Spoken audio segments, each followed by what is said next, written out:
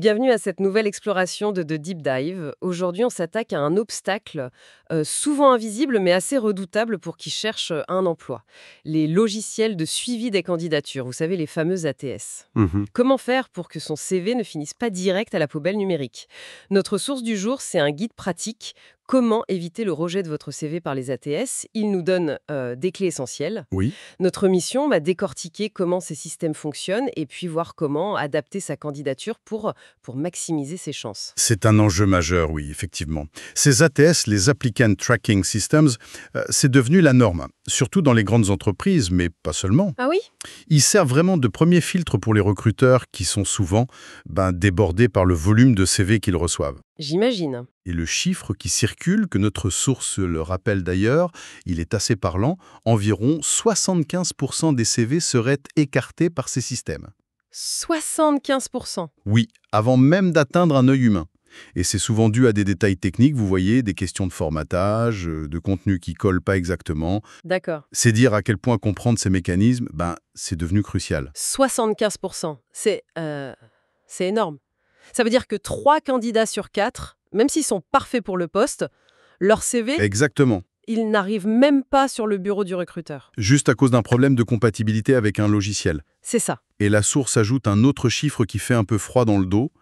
80% des recruteurs élimineraient un CV, même s'il a passé les TS, s'il est jugé peu lisible. Oui, la lisibilité humaine cette fois. Voilà.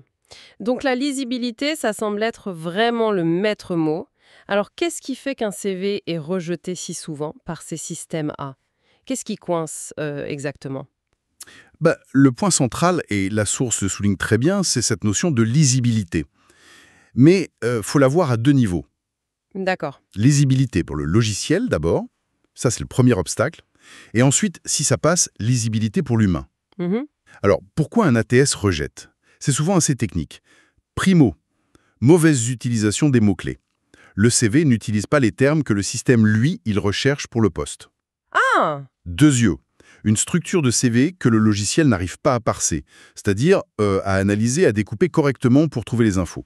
Je vois. Et tertio, un format de fichier incompatible ou illisible. Ces ATS, au fond, ce sont des outils de comparaison. D'accord. Ils cherchent des correspondances entre le CV et les critères définis par le recruteur. Si le match n'est pas fait, hop, le CV est écarté. Sans jugement sur la qualité réelle du profil, hein. D'accord, donc faut d'abord plaire à la machine, avant même d'espérer plaire au recruteur. C'est un peu ça l'idée. C'est exactement ça. Mais alors, comment ça marche concrètement? Comment un logiciel lit ou comprend un CV? On imagine parfois des intelligences artificielles super évoluées. C'est vraiment le cas ici. C'est là que ça devient intéressant, non? Ce qui est fascinant, et un peu frustrant parfois, c'est que l'ATS ne comprend pas comme un humain. Il n'apprécie pas la finesse d'un parcours, la qualité d'écriture. Non. Il utilise des algorithmes, souvent assez basiques en fait, pour scanner le texte brut. Son boulot, c'est d'identifier et d'extraire des infos spécifiques. Lesquels, par exemple? Des mots-clés prédéfinis, Mhm. les compétences, les titres de poste, les outils maîtrisés. Il cherche aussi les dates pour essayer de reconstituer le parcours, les noms d'entreprises, d'écoles. D'accord. Ensuite, il classe ces informations dans des catégories standards. Vous savez, expérience, formation, compétences. Et à la fin, il attribue un score de pertinence. Un score? Oui, basé sur la présence et la fréquence des éléments que le recruteur recherche pour ce poste précis. Donc c'est plus une reconnaissance de forme, de mots, qu'une vraie compréhension. Exactement, c'est ça. Il cherche des patterns, des séquences de caractères qu'il reconnaît. Et c'est pour ça que la structure et les mots sont si importants. Je vois. Les CV qui ont les meilleurs scores, hop, ils sont présentés aux recruteurs, souvent sous forme de classement. L'ATS, c'est un filtre, quantitatif et formel. Mhm. Il ne juge pas la qualité intrinsèque, le potentiel. Non, il juge la conformité textuelle avec les critères entrés dans le système. Il faut comprendre que ces outils, ils sont faits pour le tri de masse, pas pour l'appréciation fine.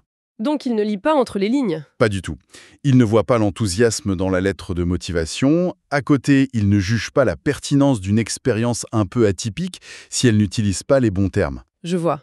C'est un filtrage assez binaire finalement. Le CV contient les bons éléments, oui ou non. En gros, oui.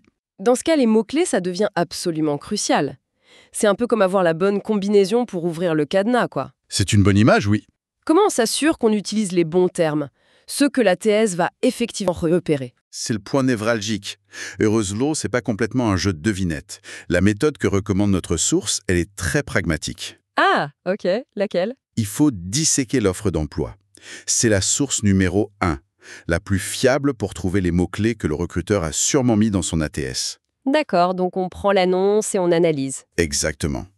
Identifier précisément les compétences techniques demandées, logiciels, langage, méthode, les soft skills aussi, si elles sont mentionnées, leadership, communication, les qualifications, diplômes, certifs, les responsabilités clés décrites pour le poste, tout ça, c'est de l'or. Mais question, que faire si l'annonce est très générique? Un peu passe-partout. On voit ça parfois, des descriptions de postes assez vagues. Où on va chercher les mots-clés dans ce cas? Très bonne question. C'est fréquent, oui. Si l'annonce est pauvre, il faut élargir la recherche. Allez voir sur le site web de l'entreprise, par exemple. La section carrière. Oui, ou à propos. Pour comprendre la culture, les valeurs, le langage utilisé par l'entreprise. Regardez les profils LinkedIn d'employés qui ont des postes similaires. Ça aide aussi. Bonne idée. Dans cette entreprise, ou même dans le secteur. Voir quels termes reviennent. Et puis, utiliser le jargon du métier, du secteur. Il faut essayer d'anticiper le langage qu'un recruteur utiliserait pour décrire le candidat idéal. D'accord. Une fois qu'on a cette liste de termes, il faut les intégrer. Naturellement, et de façon pertinente et dans le CV. Là où ça correspond vraiment à l'expérience, aux compétences, etc. Naturelle et pertinente. Ça veut dire qu'il faut éviter le bourrage de mots-clés. J'imagine que répéter 15 fois gestion de projet, c'est pas la bonne stratégie. Ah non, surtout pas. Le bourrage de mots-clés, le keyword stuffing, c'est contre-productif. Déjà, certains ATS un peu malins peuvent le détecter et pénaliser le CV. Ah bon? Oui. Et même si ça passe, le recruteur humain, lui, il va le voir tout de suite. Ça fait pas sérieux, ça nuit à la crédibilité. D'accord. Non, l'objectif, c'est l'intégration fluide. Par exemple, si l'offre parle d'analyse de données et de reporting, on peut décrire une mission comme ça. Responsable de l'analyse des données mensuelles et de la création de reporting pour le comité de direction. C'est précis, ça intègre les mots-clés sans forcer. Et la source suggère aussi, c'est judicieux, d'utiliser des synonymes ou des variantes. Pour gestion de projet, on pourrait aussi parler de pilotage de projet, coordination, chef de projet, si ça correspond à la réalité, bien sûr. D'accord. Ça augmente les chances que l'ATS trouve une correspondance. Parce qu'on ne sait pas exactement quel terme le recruteur a privilégié dans son paramétrage. Ça se tient. Donc, adapter son langage à celui de l'entreprise et du poste. Bon, au-delà des mots, la source insiste beaucoup sur la structure du CV. Forcément, si l'ATS n'a pas d'yeux, une mise en page trop originale, ça peut le perdre complètement. Exactement. La structure, c'est fondamental. Parce que l'ATS s'attend à trouver l'info organisée d'une certaine façon pour pouvoir l'extraire. Et donc, quels sont les conseils pour une structure ATS-friendly, comme on dit? La règle d'or, clarté et simplicité. Notre guide donne plusieurs recommandations très concrètes. D'abord, un titre clair pour le document lui-même, pas juste CV ou mon CV. Plutôt nom, prénom, poste. Voilà, CV, nom, prénom, chef-projet.pdf par exemple. C'est bien. Ensuite, pour le contenu du CV, le format, A4 standard. Pour la longueur, bon, une page c'est l'idéal pour les juniors. Et pour les autres? Pour les profils plus expérimentés, 2 pages c'est souvent acceptable. Même pour les ATS. L'important, c'est que l'info soit pertinente et bien structurée. Faut pas sacrifier des infos clés juste pour tenir sur une page. D'accord. Et la police? Police standard, sobre, lisible. Arial, Calibri, Verdana. Ou des classiques comme Times New Roman, Georgia. C'est sûr. La source mentionne aussi les polices Google Fonts qui sont souvent compatibles. L'essentiel, c'est d'éviter les polices trop fantaisistes, manuscrites. Celles qui sont jolies, mais illisibles. Exactement. Ou avec des caractères spéciaux bizarres. Taille de police, 10, 11, 12 points pour le corps du texte, c'est bien. Et on voit parfois des CV très créatifs avec des polices très originales, surtout dans certains métiers.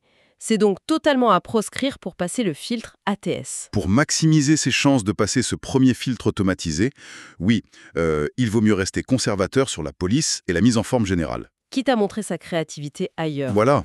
Par exemple, via un portfolio en ligne mentionné dans le CV, ou plus tard dans le processus. Pour l'organisation du contenu, la structure est reine. Des sections claires, bien délimitées, avec des titres standards. Lesquels, par exemple? Expérience professionnelle, formation, compétences, langue, coordonnées, les classiques.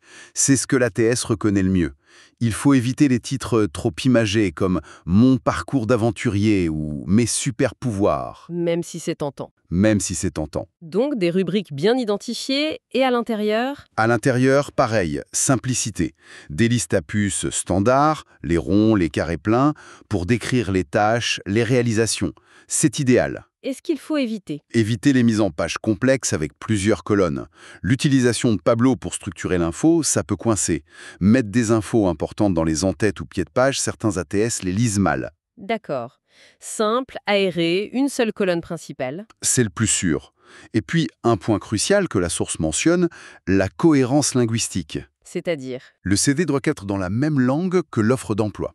Si l'annonce est en anglais, même pour un poste en France, le CV soumis via l'ATS devrait idéalement être en anglais. Ah oui, parce que le système cherchera des mots-clés en anglais. Très probablement. Oui. Très clair. Simplicité, structure standard, cohérence linguistique, ça demande une certaine discipline, quand même. Un peu, oui. Maintenant, abordons les erreurs courantes. Les tue-l'amour pour ATS, quoi. Ces trucs qui peuvent flinguer une candidature avant même qu'elle soit vue. Quels sont les pièges à éviter absolument? C'est une question essentielle. Parce que ce sont souvent des erreurs faites en pensant bien faire pour rendre le CV plus joli. Oui. Notre source en liste plusieurs qui sont de vrais obstacles. Premièrement, tous les éléments graphiques non textuels. C'est-à-dire? Les images. Le logo de l'ancienne boîte, par exemple. Ou même sa propre photo. La photo sur le CV, de toute façon, c'est souvent déconseillé, non? Oui, pour des raisons de non-discrimination, ce n'est pas recommandé dans beaucoup de pays. Mais au-delà de ça, l'ATS s'en fiche, voire ça le perturbe. Pareil pour l'abus d'icônes, pour illustrer le téléphone, le mail, LinkedIn. Ah oui, les petits symboles. Voilà. Ou les petits drapeaux pour les langues. C'est mignon, mais inutile pour l'ATS. Lui, il cherche du texte. Idem pour les formes géométriques, les lignes décoratives complexes, les caractères spéciaux non standards. En gros, tout ce qui n'est pas du texte simple. L'ATS est fait pour parser du texte. Le reste, soit il l'ignore, soit ça le perturbe. Ah oui, et les fameuses jauges de notation, hein, on les voit partout. Les barres de progression, les étoiles, les camemberts pour dire « je maîtrise ce logiciel à 80% » ou « j'ai 4 étoiles en anglais ». C'est très visuel, mais si l'ATS comprend pas... C'est exactement ça. C'est un des pièges les plus courants et les plus problématiques. Pour un ATS, une barre remplie à 80% ou 4 étoiles sur 5, ça ne veut rien dire. C'est une image. D'accord. Donc ça sert à rien pour le robot. Ça sert à rien. Et pire, ça peut même perturber l'extraction du texte autour. C'est beaucoup plus efficace et plus sûr d'écrire clairement son niveau, en toutes lettres. Comment, par exemple? Anglais, courant, niveau C1, ou maîtrise du logiciel Photoshop, expert, utilisation quotidienne depuis 5 ans, ou simplement espagnol, notion. C'est moins graphique, c'est sûr, mais l'info passe, pour l'ATS et pour le recruteur. D'accord, donc on remplace le visuel par du texte descriptif clair. Quelles autres erreurs la source pointe du doigt? D'autres erreurs fréquentes. Mettre des infos inutiles ou pas pertinentes pour le poste. Un CV trop long, trop dilué, ça peut noyer les mots-clés importants. Faut cibler.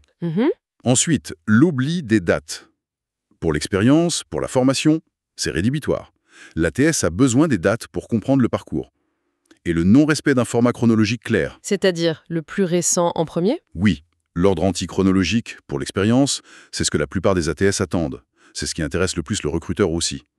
Enfin, utiliser des abréviations ou des acronymes peu courants sans les expliquer, ça peut poser problème si l'ATS ne les connaît pas. Donc, pour résumer cette section, on oublie les images, les logos, les icônes à gogo et surtout les jauges graphiques. On met du texte clair, descriptif, on reste pertinent, on date tout et on suit l'ordre anti-chrono pour l'expérience. Ouf, ça fait pas mal de points. Oui, ça demande de la rigueur. Un dernier détail technique, mais la source dit que c'est crucial. Le format du fichier qu'on envoie. On a parlé PDF, Word, mais soyons précis. Oui, le format du fichier, c'est un peu la clé qui ouvre la porte.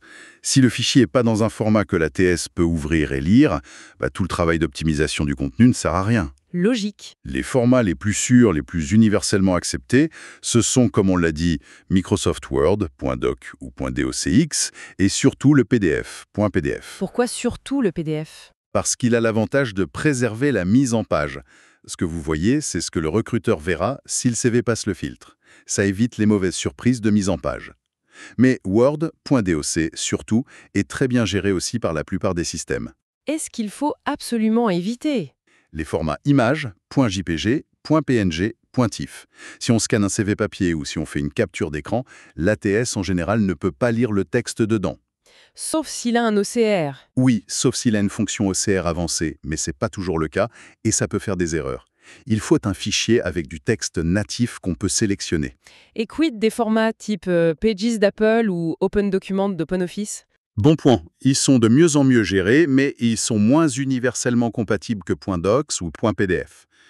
Pour jouer la sécurité, le mieux c'est d'enregistrer son CV depuis ses logiciels directement en .docs ou en .pdf avant de l'envoyer. D'accord, sécurité d'abord. Exactement. Pensez aussi au nom du fichier, simple et pro.